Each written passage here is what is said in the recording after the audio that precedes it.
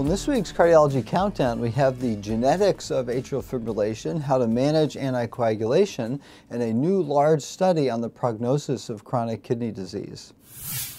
So the first pick this week is a study of the genetics of atrial fibrillation to see is there a hereditary influence of atrial fibrillation. This was an analysis of the Danish National Registry when they looked at patients born between 1950 and 2008, comprising 92 million patient years of follow-up. I think this is about the largest study I've reported on.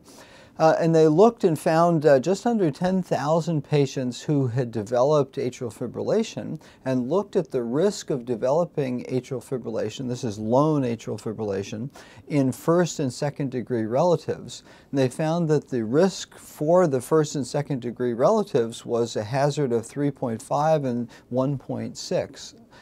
And thus they found that there was in fact an apparent familial component of development of lone atrial fibrillation, suggesting we should potentially screen other family members of patients who present to us with lone atrial fibrillation. The next up is a study of anticoagulation for atrial fibrillation and how to manage invasive procedures, a vexing problem. This was an analysis from the RELY trial that looked at dabigatran at one of two doses, or warfarin, and looked at the 4,500 patients who underwent some type of procedure during the study period. And these included a pacemaker or defibrillator implant, dental extraction or work, diagnostic procedures, included cataracts, colonoscopy, and joint replacements. And interestingly, the protocol had said and was followed that for the stopping of the medication for dabigatran, it was on average about 2 days before, and for warfarin about 4.5 to 5 days before the procedure. And in that setting, the rates of bleeding were actually similar between dabigatran and warfarin. And so the dabigatran 110 milligram dose, a lower dose, had a numerically lower rate, 3.8% versus 5.1 and 4.6% for the higher dose dabigatran and for warfarin. Then for urgent surgery needed within 24 hours, the rates of bleeding were higher, about 17 to 20%, and similar between the three groups.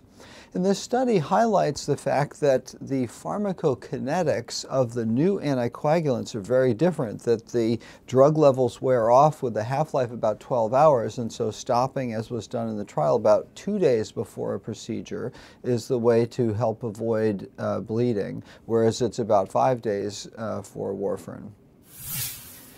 The top pick is a study of the prognosis of chronic kidney disease. This is a large study published in Lancet that looked at a population-based analysis from Alberta, Canada. They had 1.2 million participants in this analysis and looked at the prognosis for all-cause mortality and development of myocardial infarction in patients who had prior MI as sort of the control or reference prognostic marker, those who had chronic kidney disease, diabetes with or without chronic kidney disease, and those without.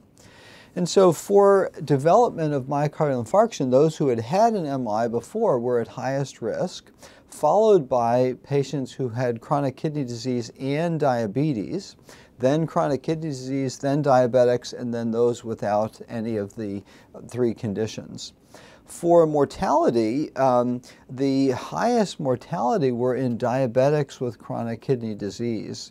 This was followed by patients with chronic kidney disease and then patients with prior myocardial infarction and finally diabetes and none of those risk factors.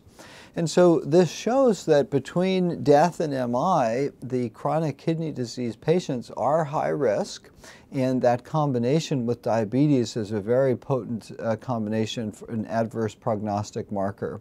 And so they argue that this could be added to our list, as has recently been done in unstable angina non-STEMI, to the high risk features where we think about managing patients more aggressively. So for this week's Cardiology Countdown, I'm Chris Cannon.